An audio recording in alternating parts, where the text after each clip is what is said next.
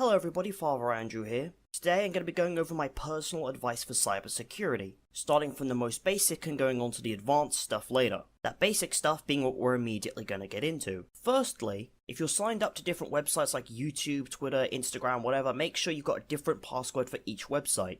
And if you struggle to remember things like passwords, physically write them down on a piece of paper. Do not save them as a text file on your computer, because if someone gets into your computer, they'll have access to everything. There's also two-factor authentication if you've got a phone. I do recommend getting that as well. Secondly, if there's any parents watching this video, please keep your younglings offline or monitor what they're doing.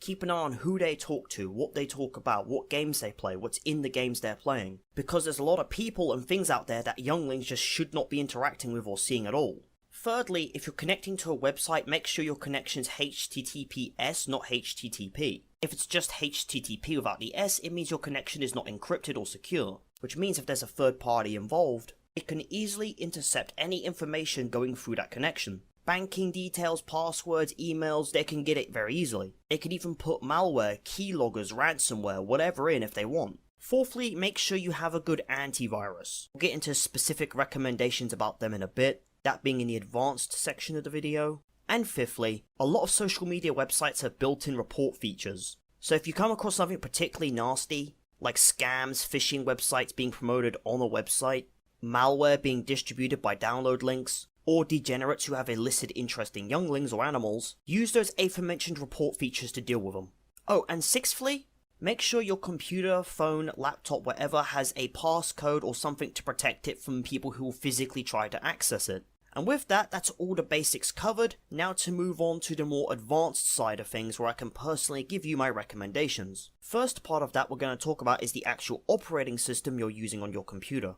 Windows is the one that gets affected by viruses and malware the most because it's the most commonly used. Apple's operating system gets less viruses because it's less commonly used, albeit Apple will invade your privacy more. And then there's Linux, which while it's affected by malware and viruses the least of the three, it comes in quite a few versions, some of which do necessitate knowing how to code, and you may have trouble running certain software on it because it just may not be compatible with the version of Linux you're using. But regardless, I'm not going to recommend one type of operating system over the other. You might as well just pick one you think makes the most sense to you, because there's drawbacks and positives to each one, and I'm not going to get into too much detail on them. I recommend you look into them yourself. But anyway, moving on, secondly, the browser you use is important as well. Most computers, when you get them, come with a default browser, iMac having Safari, Windows having Edge, etc.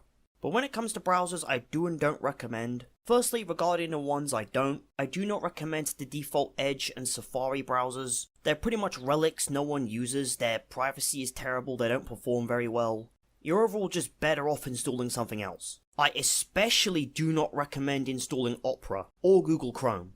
Google Chrome, because its performance is terrible, and I really don't recommend Opera because they've been involved in a lot of really shady stuff to do with the Chinese government. And not just that, but privacy invasion and selling personal private information to other organizations. Even being involved with stuff like loan sharks and scams. But when it comes to browsers I do recommend, one that I would technically recommend but isn't the best would be Firefox.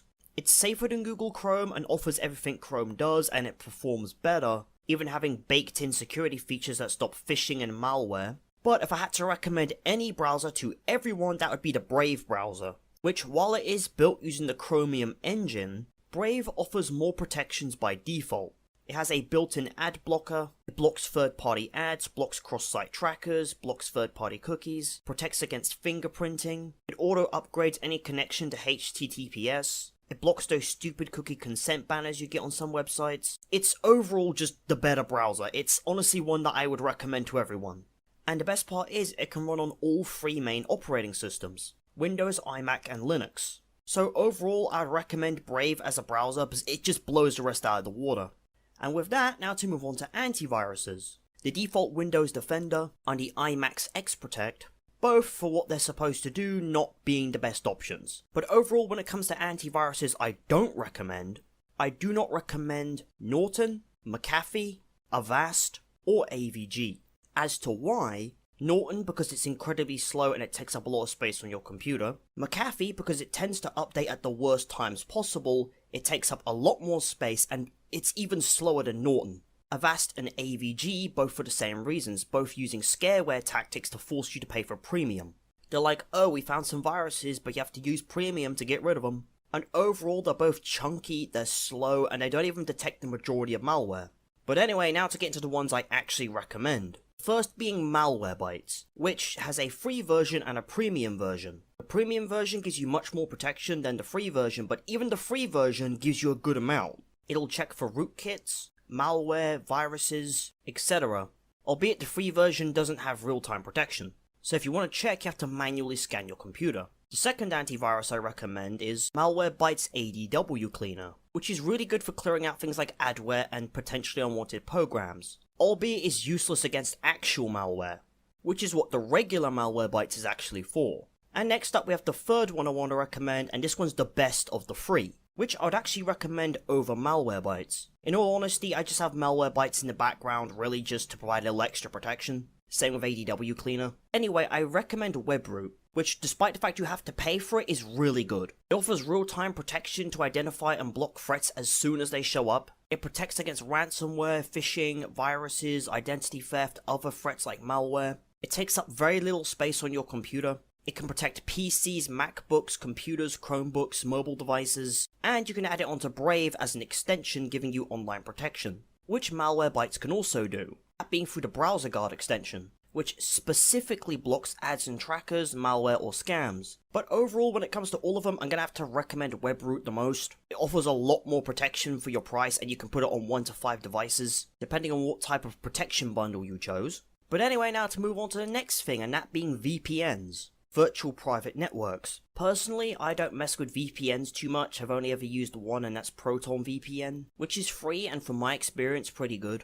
And it has a premium version too, which gives you a much larger range of countries you can connect to. But overall, not much to say for VPNs. And with that, we conclude my personal recommendations. But before I end the video, another thing I want to talk about is what you put on the internet, metadata, and other ways your information can be put at risk. When you take a photo with a device like your smartphone, it can store geographical information about where the photo was taken unless you disable the settings for that. And not just that, you need to be very careful of what's actually in the photo to begin with. If there's a car license plate in the photo, it can be tracked to where the car was made. And not just that, but it can be used to then figure out if the car is near that area. There's plants in the background and they're in very specific climates. People can look at them, figure out that they're from those climates and track it to those locations. Like, even the position of the sun in the sky relative to the clouds can be put against, like, weather records, and people can figure it out from that. Albeit, people who do that are unironically mega sweaty and should probably go touch grass. But regardless, you need to be careful of these things if you want to genuinely make sure that something you upload isn't going to be tracked to a specific location.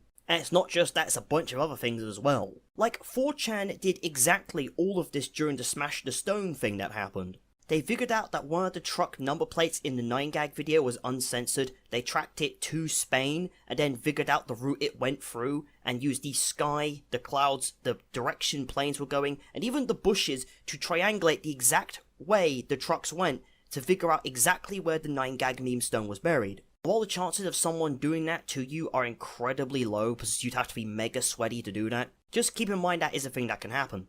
And with that, before I actually conclude the video, I want to explain my reasoning as to why I sat down and recorded this. I'm doing this video because, firstly, as the Gospel of the Scarlet Queen says in 134, Defense, when threatened by violence, when life is at risk, you are to defend yourself and to save others. For that is your God-given right and duty. But when threatened by the truth, you are not to lie, nor to hide, for deception is cowardly. Which basically means, you have the right to defend yourself, but if someone else is at risk, it's your duty to intervene.